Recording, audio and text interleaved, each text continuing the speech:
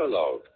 What flocks of critics hover here today, as vultures wait on armies for their prey, all gaping for the carcase of a play. With croaking notes they bode some dire event, and follow dying poets by the scent. Ours gives himself for gone, why, have watched your time. He fights this day unarmed, without his rhyme, and brings a tale which often has been told, as sad as Dido's, and almost as old. His hero, who knew wits his bully call, baits of his metal, and scarce rants at all. He's somewhat lewd, but a well-meaning mind, weeps much, fights little, but is wondrous kind.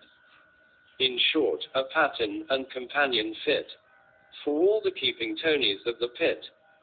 I could name more, a wife and mistress too, both to be plain, too good for most of you. The wife well-natured, and the mistress true. Now, poets, if your fame has been his care, allow him all the candor you can spare. A brave man scorns to quarrel once a day, like Hector's in at every petty fray. Let those find fault whose wits are very small, they've need to show that they can think at all. Errors, like straws, upon the surface flow. He who would search for pearls must dive below. Fops may have leave to level all they can, as pygmies would be glad to lop a man. Half-wits are fleas, so little and so light, we scarce could know they live, but that they bite. But as the rich, when tired with daily feasts, for change become their next poor tenants' guests, drink hearty draughts of ale from plain brown bowls, and snatch the homely rasher from the coals.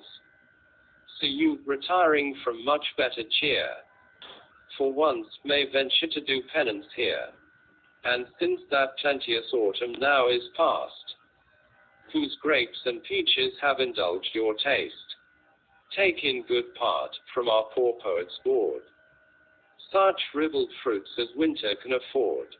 Dramatis Personae. Mark Antony. Ventidius, his general. Dolabella, his friend. Alexis, the queen's eunuch. Serapion, priest of Isis. Myris, another priest. Servants to Antony. Cleopatra, queen of Egypt. Octavia, Antony's wife. Charmian, Cleopatra's maid. Iris, Cleopatra's maid. Antony's two little daughters. Scene, Alexandria. Act 1, Scene 1. The Temple of Isis. Enter Serapion, Myris, priests of Isis. Serapion. Portents and prodigies have grown so frequent that they have lost their name.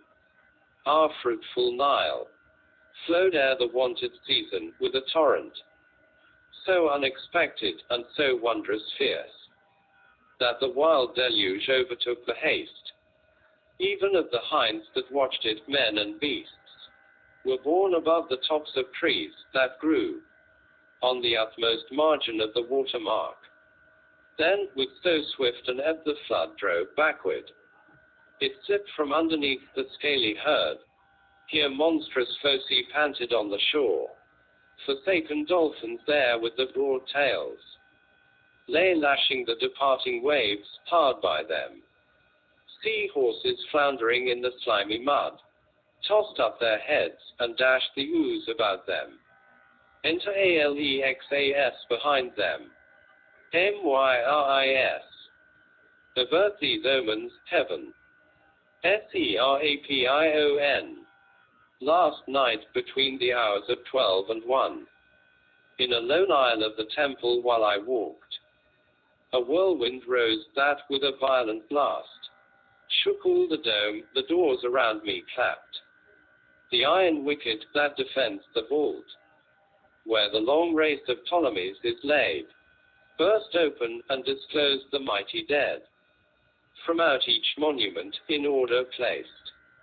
An armed ghost starts up, the boy king last, reared his inglorious head, a peal of groans. Then followed, and a lamentable voice cried, Egypt is no more.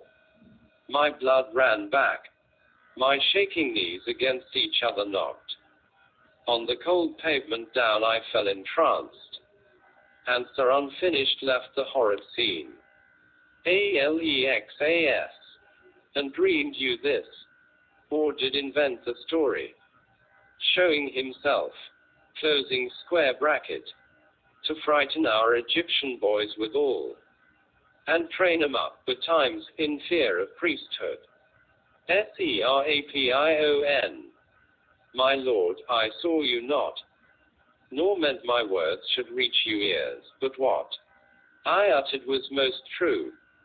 Alexas, a foolish dream, bred from the fumes of indigested feasts, and holy luxury.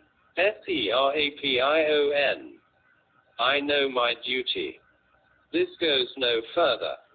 Alexas. 'Tis not fit it should, nor would the times now bear it were it true. All southern, from yon hills, the Roman camp hangs o'er us black and threatening like a storm, just breaking on our heads. Seraption. Our faint Egyptians pray for Antony, but in their servile hearts they own Octavius. Myris. Why then does Antony dream out his hours, and tempts not fortune for a noble day, which might redeem what Actium lost? Alexas. He thinks 'tis past recovery. Seraption. Yet the foe seems not to press the siege. Alexas. Oh, there's the wonder. Maecenas and Agrippa, who can most, with Caesar are his foes. His wife Octavia, driven from his house, solicits her revenge. And Dolabella, who was once his friend, upon some private grudge, now seeks his ruin. Yet still war seems on either side to sleep. Seraption. 'Tis strange that Antony, for some days past, has not beheld the face of Cleopatra, but here in Isis' temple lives retired, and makes his heart a prey to black despair. Alexas. 'Tis true, and we much fear he hopes by absence to cure his mind of love. Seraption. If he be vanquished, or make his peace, Egypt is doomed to be a Roman province, and our plenteous harvests must then redeem the scarceness of their soil. While Antony stood firm, our Alexandria rivaled proud Rome, Dominion's other seat, and fortune striding like a vast colossus, could fix an equal foot of empire here. Alexas. Had I my wish, these tyrants of all nature, who lord it o'er mankind, roll, perish, each by the other's sword, but, since our will is lamely followed by our power, we must depend on one, with him to rise or fall. Seraption. How stands the queen affected? Alexas. Oh, she dotes Serapion on this vanquished man, and winds herself about his mighty ruins. Whom would she yet forsake, yet yield him up, this hunted prey, to his pursuer's hands? She might preserve us all, but 'tis in vain. This changes my designs, this blasts my counsels, and makes me use all means to keep him here, whom I could wish divided from her arms, far as the earth's deep center. Well, you know the state of things, no more of your elomens and black prognostics, labor to confirm the people's hearts. Enter Ventidius, talking aside with a gentleman of Antony's. Seraption. These Romans will o'erhear us, but who's that stranger? By his warlike port, his fierce demeanor and erected look, he's of no vulgar note. Alexas. Oh, 'tis Ventidius, our emperor's great lieutenant in the east, who first showed Rome that Parthia could be conquered. When Antony returned from Syria last, he left this man to guard the Roman frontiers. Serapion. You seem to know him well. Alexas. Too well. I saw him at Cilicia first, when Cleopatra there met Antony. A mortal foe was to us, and Egypt. But let me witness to the worth I hate. A braver Roman never drew a sword. Firm to his prince, but as a friend, not slave. He ne'er was of his pleasures, but presides o'er all his cooler hours and morning councils. In short, the plainness, fierceness, rugged virtue of an old true stamped Roman lives in him. His coming bodes I know not what of ill.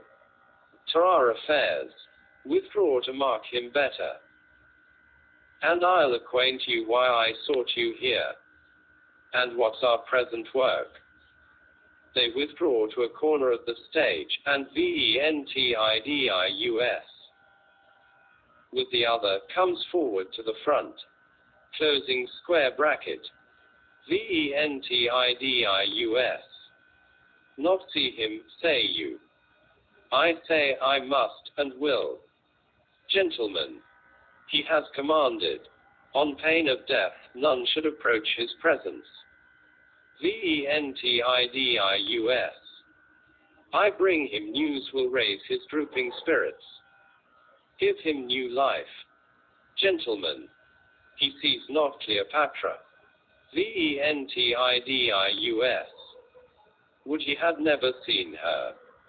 Gentlemen, he eats not, drinks not, sleeps not, has no use of anything but thought, or if he talks, 'tis to himself, and then 'tis perfect raving. Then he defies the world, and bids it pass. Sometimes he gnaws his lips, and curses loud. The boy Octavius, then he draws his mouth into a scornful smile, and cries, take all. The world's not worth my care. Ventidis. Just his nature. Virtue's his path, but sometimes 'tis too narrow for his vast soul, and then he starts out wide, and bounds into a vice that bears him far from his first course, and plunges him in ills. But when his danger makes him find his faults, quick to observe, and full of sharp remorse, he censures eagerly his own misdeeds, judging himself with malice to himself, and not forgiving what as man he did, because his other parts are more than man. He must not thus be lost. Alexas, and the priests come forward, closing square bracket, Alexas. You have your full instructions, now advance. Proclaim your orders loudly. Serapion. Romans, Egyptians, hear the Queen's command. Thus Cleopatra bids, let labor cease. To pomp and triumphs give this happy day. That gave the world a lord, 'tis Antony's. Live Antony, and Cleopatra live. Be this the general voice sent up to heaven, and every public place repeat this echo. Ventidis. Fine pageantry. Aside, closing square bracket. Serapion. Set out before your doors the images of all your sleeping fathers, with laurels crowned, with laurels wreath your posts, and strew with flowers the pavement. Let the priests do present sacrifice, pour out the wine, and call the gods to join with you in gladness. Ventidus. Curse on the tongue that bids this general joy. Can they be friends of Antony, who revel when Antony's in danger? Hide, for shame, you Romans, your great-grandsire's images. For fear their souls should animate their marbles, to blush at the degenerate progeny. Alexas. A love, which knows no bounds, to Antony, would mark the day with honors, when all heaven labored for him, when each propitious star stood wakeful in his orb to watch that hour, and shed his better influence. Her own birthday, our queen neglected like a vulgar fate, that passed obscurely by. Ventidus. Would it had slept, divided far from his, till some remote and future age had called it out to ruin some other prince, not him. Alexas. Your emperor, though grown unkind, would be more gentle than to upbraid my queen for loving him too well. Ventidus. Does the mute sacrifice upbraid the priest? He knows him not, his executioner. Oh, she has decked his ruin with her love, led him in golden bands to gaudy slaughter, and made perdition pleasing. She has left him the blank of what he was. I tell thee, eunuch, she has quite unmanned him. Can any Roman see and know him now, thus altered from the lord of half mankind? Unbent, unsinewed, made a woman's toy, shrunk from the vast extent of all his honors, and cramped within a corner of the world. O Antony, thou bravest soldier, and thou best of friends, bounteous as nature, next to nature's God, couldst thou but make new worlds, so wouldst thou give them. As bounty were thy being, rough in battle, as the first Romans when they went to war, yet after victory more pitiful than all their praying virgins left at home. Alexas. Would you could add to those more shining virtues his truth to her who loved him. Ventidus. Would I could not, but wherefore waste I precious hours with thee? Thou art her darling mischief, her chief engine, Antony's other fate. Go tell thy queen, Ventidus is arrived to end her charms. Let your Egyptian timbrels play alone, nor mix effeminate sounds with Roman trumpets. You dare not fight for Antony, go pray, and keep your cowards' holiday in temples. Exeunt Alexas Serapin. Closing square bracket. Re-enter the gentleman of M. Antony. Second gentleman. The emperor approaches and commands, on pain of death, that none presume to stay. First gentleman. I dare not disobey him. Going out with the other. Closing square bracket. Ventidus. Well, I dare, but I'll observe him first unseen, and find which way his humor drives, the rest I'll venture. Withdraws. Closing square bracket. Enter Antony, walking with a disturbed motion before he speaks. Antony. They tell me 'tis my birthday, and I'll keep it with double pomp of sadness. 'Tis what the day deserves, which gave me breath.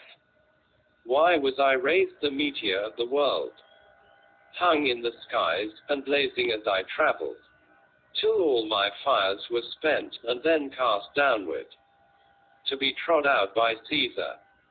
Ventidus.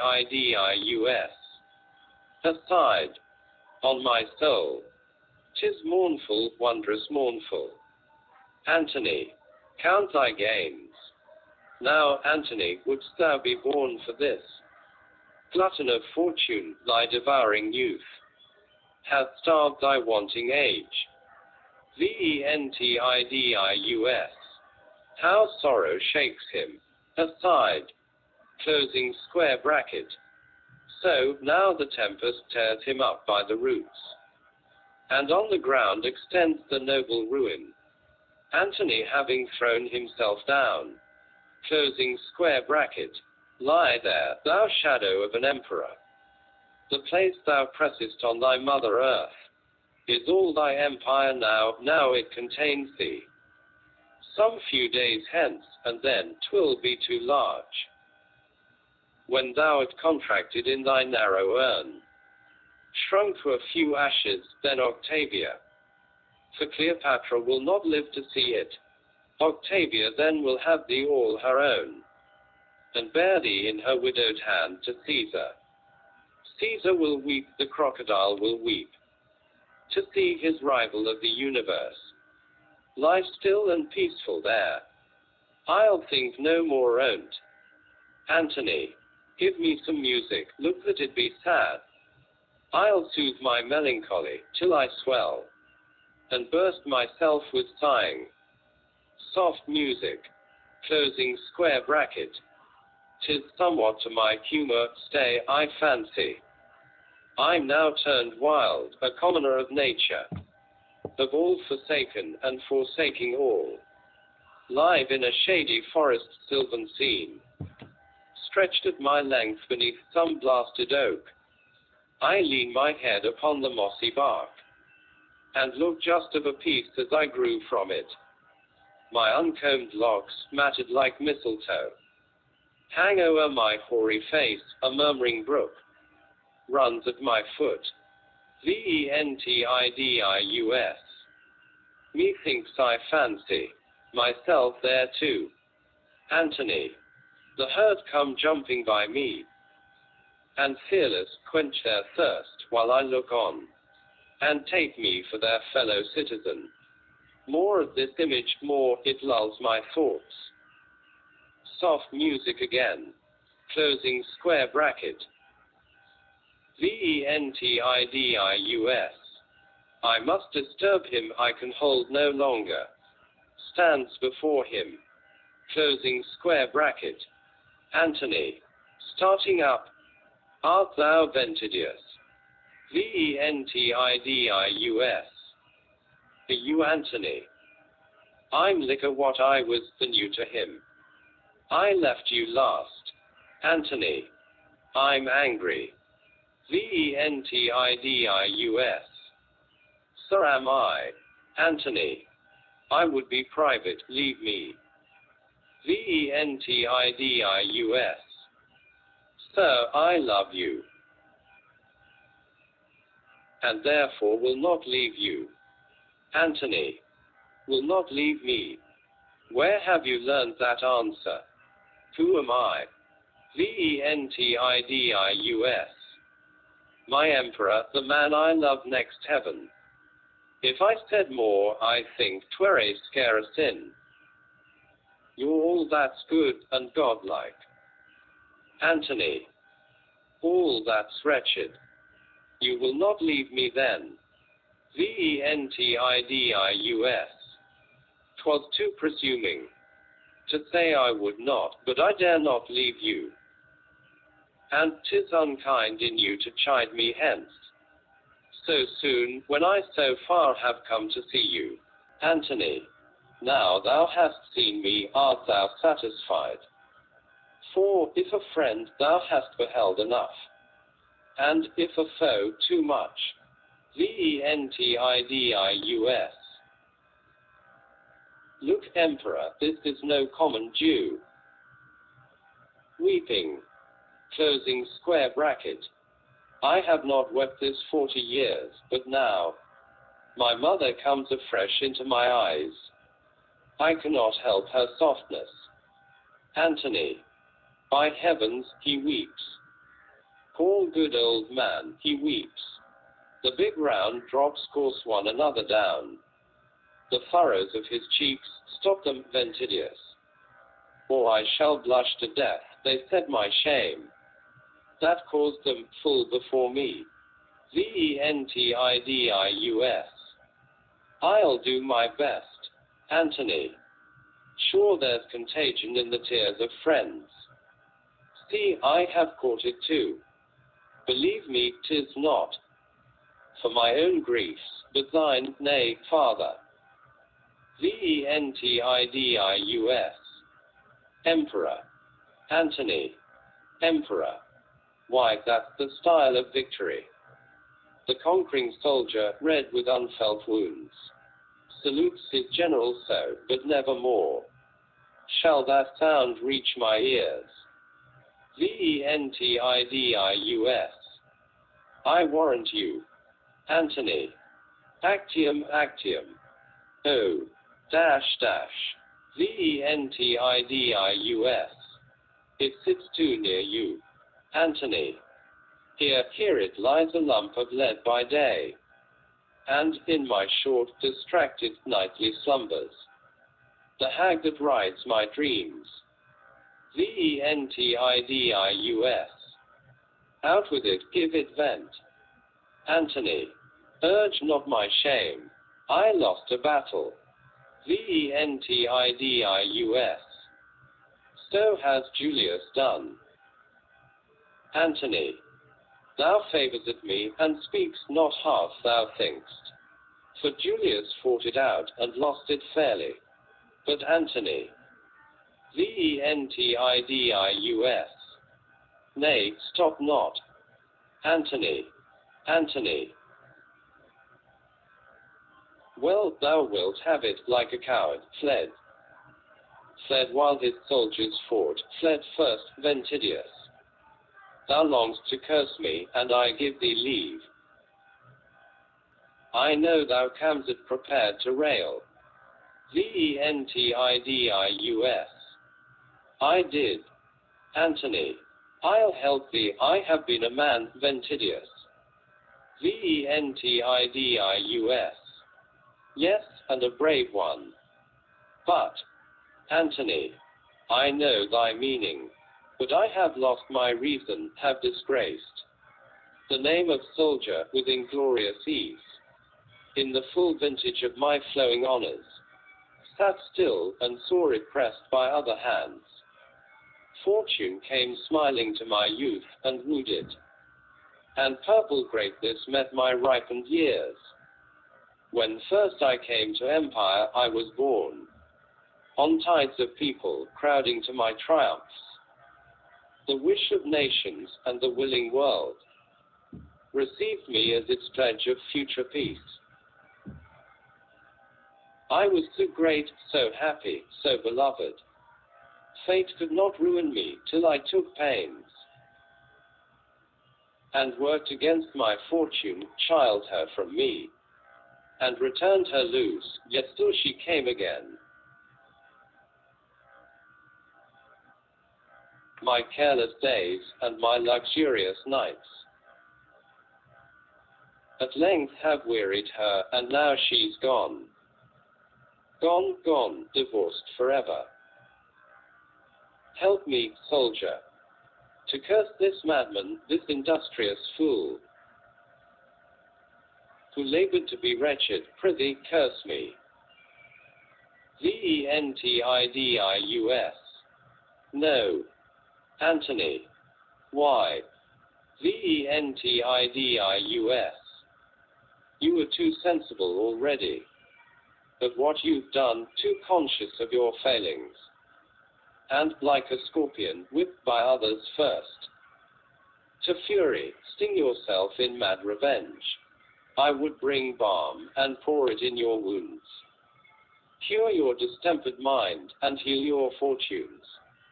Antony. I know thou wouldest. Ventidus. I will. Antony. Ha, ha, ha, ha. Ventidus. You laugh. Antony. I do, to see officious love give cordials to the dead. Ventidus. You would be lost then. Antony. I am. Ventidius. I say you are not. Try your fortune. Antony. I have to the utmost. Dost thou think me desperate? Without just cause. No, when I found all lost. Beyond repair I hid me from the world, and learned to scorn it here, which now I do. So heartily I think it is not worth the cost of keeping. Ventidius. Caesar thinks not so. He'll thank you for the gift he could not take. You would be killed like Tully, would you? Do. Hold out your throat to Caesar and die tamely. Antony. No, I can kill myself, and so resolve. Ventidius. I can die with you too, when time shall serve. But fortune calls upon us now to live, to fight, to conquer. Antony. Sure thou dreams it, Ventidius. Ventidius. No, 'tis you dream, you sleep away your hours in desperate sloth, miscalled philosophy. Up, up, for honor's sake, 12 legions wait you, and long to call you chief by painful journeys. I led them, patient both of heat and hunger. Down fall the Parthian marches to the Nile. 'Twill do you good to see their sunburnt faces, their scarred cheeks and chopped hands. There's virtue in them. They'll sell those mangled limbs at dearer rates than yon trim bands can buy. Antony. Where left you them? Ventidius. I said in Lower Syria. Antony. Bring them hither. There may be life in these. Ventidius. They will not come. Antony. Why didst thou mock my hopes with promised aids? To double my despair. They're mutinous. Ventidius. Most firm and loyal. Antony. Yet they will not march to succor me, O trifler. Ventidius. They petition. You would make haste to head them. Antony. I'm besieged. Ventidius. There's but one way shut up. How came I hither? Antony. I will not stir. Ventidius. They would perhaps desire a better reason. Antony. I have never used my soldiers to demand a reason of my actions. Why did they refuse to march? Ventidius. They said they would not fight for Cleopatra. Antony. What was they said? Ventidius. They said they would not fight for Cleopatra.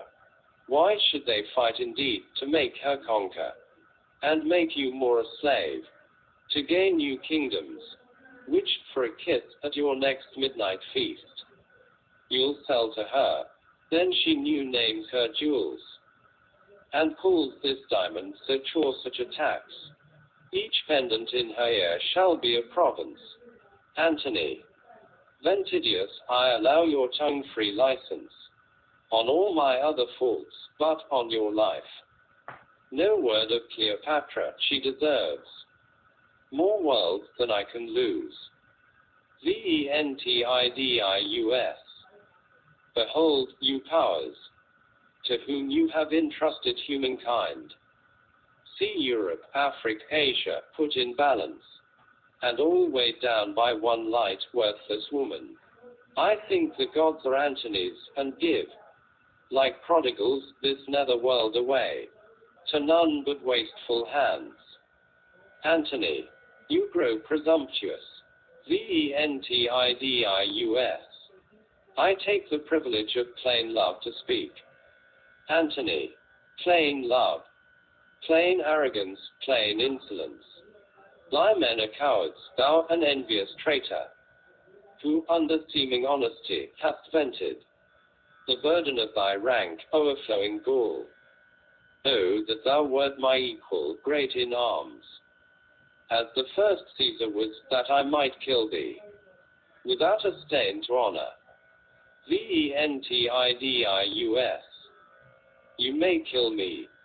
You have done more already, called me traitor. Antony, art thou not one? Ventidus. For showing you yourself, which none else durst have done. But had I been that name, which I disdain to speak again, I needed not have sought your abject fortunes, come to partake your fate, to die with you. What hindered me to have led my conquering eagles to fill Octavius' bands? I could have been a traitor then, a glorious, happy traitor, and not have been so called. Antony, forgive me, soldier, I've been too passionate. Ventidus. You thought me false, thought my old age betrayed you. Kill me, sir. Pray kill me, yet you need not. Your unkindness has left your sword no work.